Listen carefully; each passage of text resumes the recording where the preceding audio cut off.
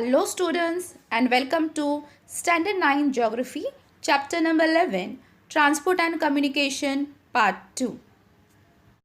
In the first part of the chapter, we have learned what is transportation and which are the various modes of transport. Also, we have learned the various factors to be considered for transportation. And also, we have learned that if we consider the factors, that is like the physiography, routes, markets, climate, time, duration, product cost and distance, then how our money and time will be saved during the journey or transport.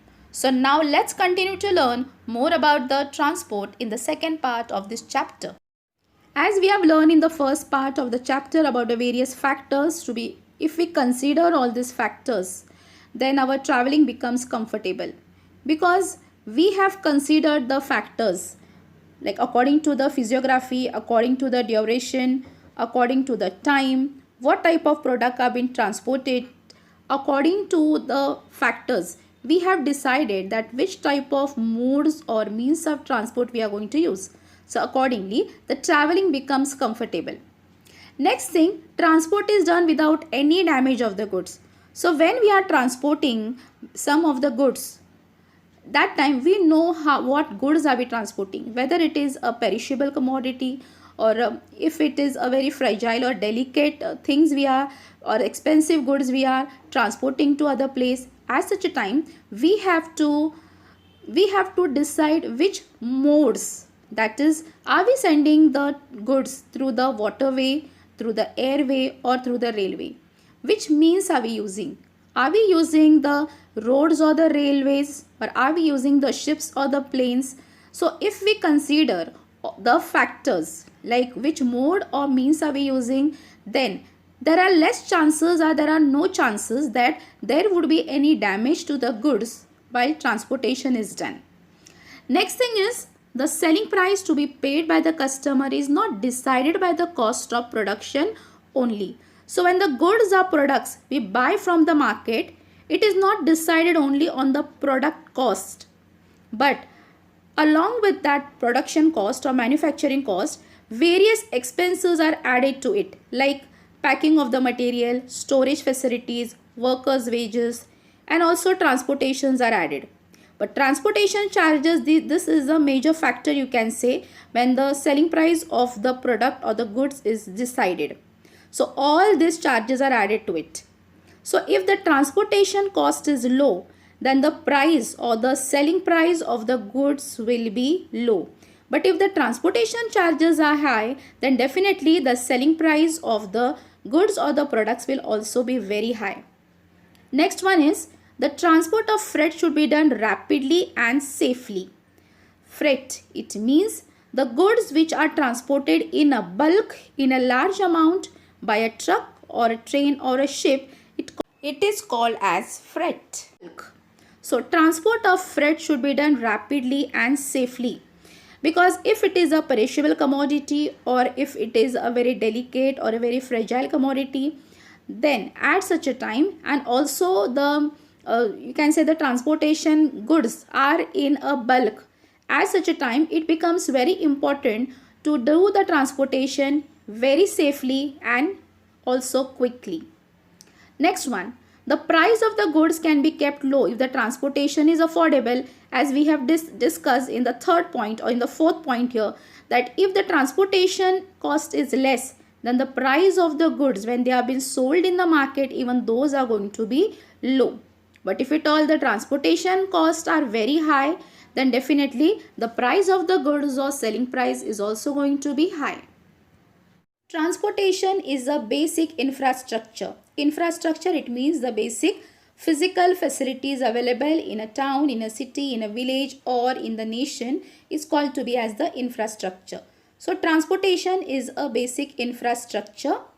The development of transportation infrastructure is an indicator of the development of the country or that region. So infrastructure facilities are developed well. Now what does the transport infrastructure facility consist of? It consists or it is composed of the fixed installation of the canals, waterways, airways, also warehouses, bus stations, railway stations and airports.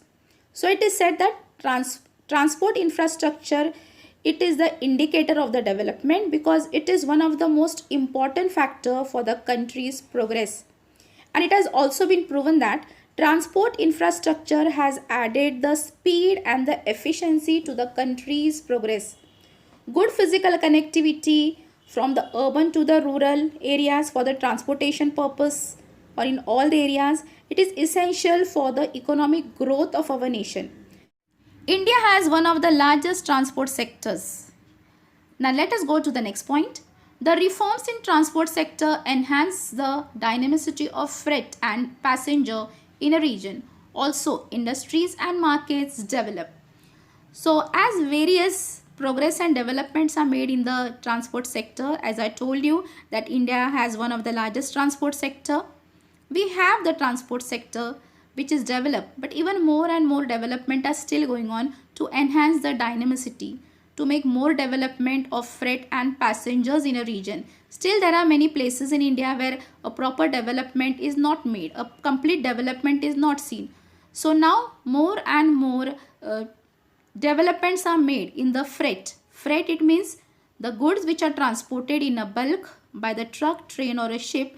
Those are called to be as the freight. And passengers. Passenger, it means the means of transport used to carry the people from one place to other place. So various development are made even for the transportation and for the passengers in those regions where development are still not done. And due to which, if developments are made in the freight and in the transportation or in the passengers in a region, then definitely many industries will also be increasing and markets will also develop because of the transportation facilities are much developed. There are chances or people may travel from one place to other place and it becomes very easy or it becomes accessible to move from one region to other region. And this is definitely going to help for the development, that is the economic development of our nation. Economic growth gets a boost. So now due to the infrastructure, transportation infrastructures are developed. As a result, industries and markets will develop. And so the economic growth of the nation will also be encouraged. Per capita income and gross domestic product increases too. So if economic growth gets encouraged, then the per capita income and gross domestic product. Let us see what is GDP. GDP is the value of all services produced and consumed within national economic strength, is called as a GDP.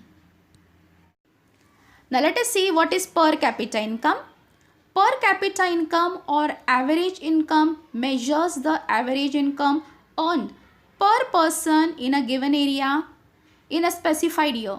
It is calculated by dividing the area's total income by its total population. So now you all must have understood that if the transportation sector is developed well of a nation, then the economic growth will definitely be there in the nation.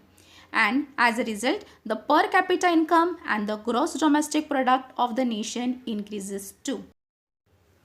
Now let us learn about the transport routes. To better understand the relation between the physiography and the transport system or transport route system of a region, let us see example of Satara district. Given here is the map of Satara district, where we can find that national highways are shown on this map, other roads are shown, railways passing here, the district headquarters and also the taluka headquarters are located on the map of Satara district. Now when you observe the map, we can see that the distribution of transport routes in the form of dense network in many parts of Satara district. At some places or many places the transport route system is dense.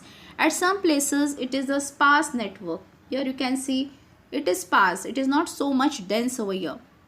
At some places there are no transport route system at all. They are devoid of it.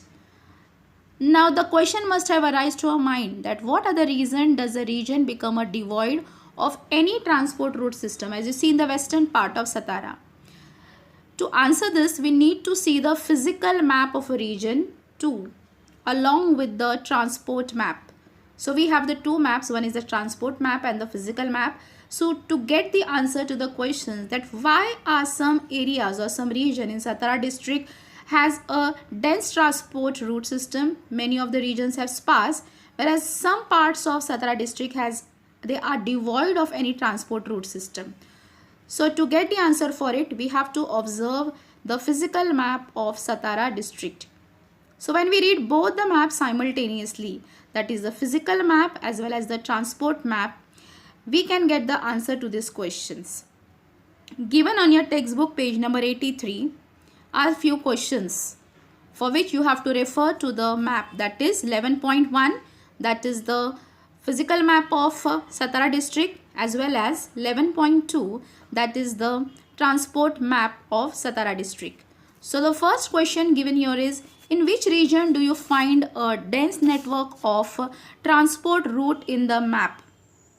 So if you see the map, a dense network of transport route is found in the central part of Satara district. Here you can find the dense network of transport in the central part of Satara district.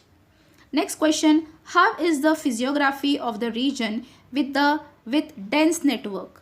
So we have to see now the physical map here.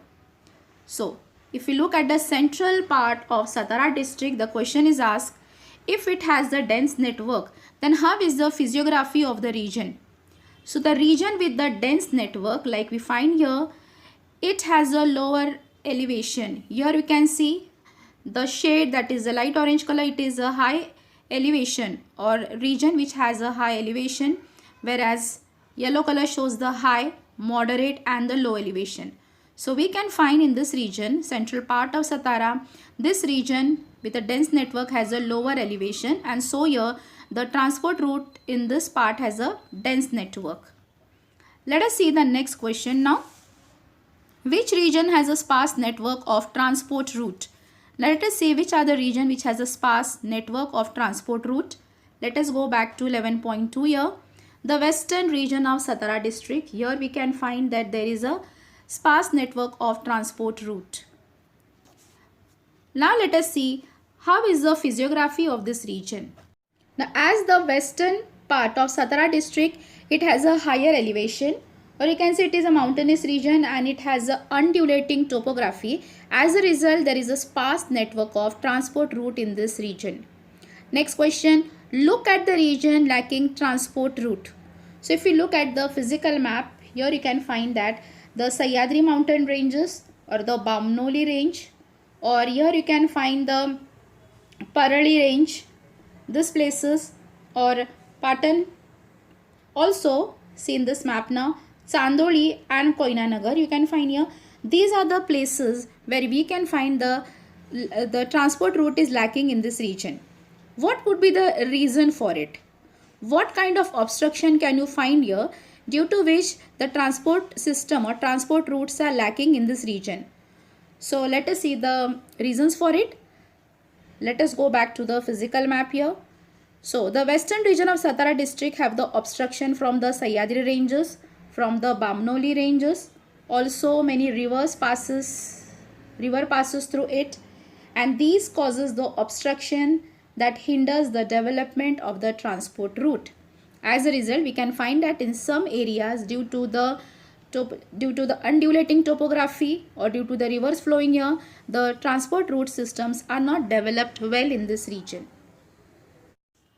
So now students, you must have realized that the physiography, that is the hills, the valleys, rivers of a region affects its transport route.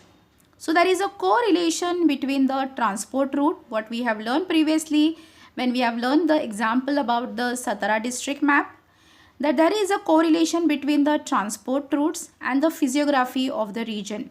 So by studying the physiography of a region, we understand that the accessibility and the remoteness of a region, and also we have understood that the transport facilities can develop well in the plains, while the areas where it has a higher relief or which has an undulating topography, there are some limitations on the development of the transport routes in that region. Now let us learn the importance of transportation. The first one is extending trade and network. Now as the transport develop, then the trade too will develop as the buying and the selling of the good become accessible due to the transportation. The next is in rapid industrialization. Now, if the transport is developed, then the industries too will develop as there are proper routes which connects the important places in that region. Even the industrial locations will develop more in this region. Next one is availability of employment opportunities. Now, as there are industrialization taking place on a higher rate in this region due to transportation, as a result, people will get various employment opportunities right from the laborers, driver to the higher managerial post. Regional connectivity. Regions can be connected well to each other due to the transportation like the railways, roadways. As they are developed well and they connect the regions, as a result there will be a regional connectivity. The next is the utility of the site. So if the transportations are well developed, then the utility of the site will definitely increase, because due to the transport the improvements are made in the region and also it facilitates the development of that region. Next one is overcoming scarcity. As the transport is well developed, as a result there won't be a scarcity of any of the goods, food grains or vegetables or any other goods or commodities, because it is due to the transportation, the roadways and the railways or the waterways are well developed. As a result, there won't be any problem for any export and import of the commodities or the goods. As a result, it would not cause any scarcity for any of the thing in any region. Next one is decreasing regional imbalance. Due to the developed transportation facilities and due to this, the goods and services will be equally available to all the developed as well as the undeveloped regions. As a result, it will decrease the regional imbalance. The last one is the tourism development. If the transportation facilities are well developed in a region, then at such a places, the tourism is developed the most. So this is the end of the second part of the chapter. In the third part of the chapter, we will be learning about the communication. I hope students, you all have understood the second part well. Thank you.